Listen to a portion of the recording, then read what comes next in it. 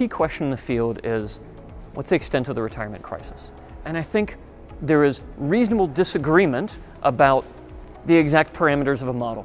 But across the board, there's only one or two exceptions. There is broad agreement. Most Americans simply aren't going to have what they need to maintain a comfortable standard of living. What comes to mind for me is, do we have thousands and possibly millions of people who don't know how much they should save, if they have enough, when they can retire, and what that will look like?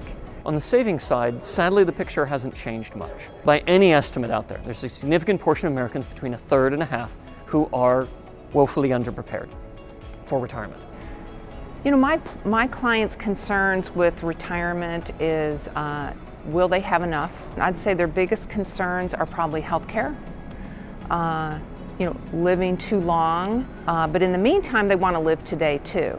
They don't want to live lives of deprivation and then have more than they need at the end of life. Spending in retirement, we're seeing very odd things occurring. So for people who have less than $200,000 of assets, those who think it would really need it, only spend about 25% of their assets in the first 20 years, which for most Americans is the length of their retirement. People are afraid of unknown medical expenses, long-term care, being left with nothing, and being sick, having no money, and still living. That's challenge number one. The other challenge is, of course, habits of thrift. When someone has successfully saved, how do we help people switch gears?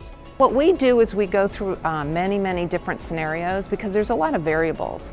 And I think that what can give people comfort and direction is knowing that if they take certain actions, what is that going to look like? And then let's stress test it and say, what if markets are bad? What if markets are good? What if you live longer? What if you live shorter? You know, let's really look into a few different scenarios, and then I think there's a comfort with the actions that we're taking, and then hopefully there's a stick-to-itiveness that will take place.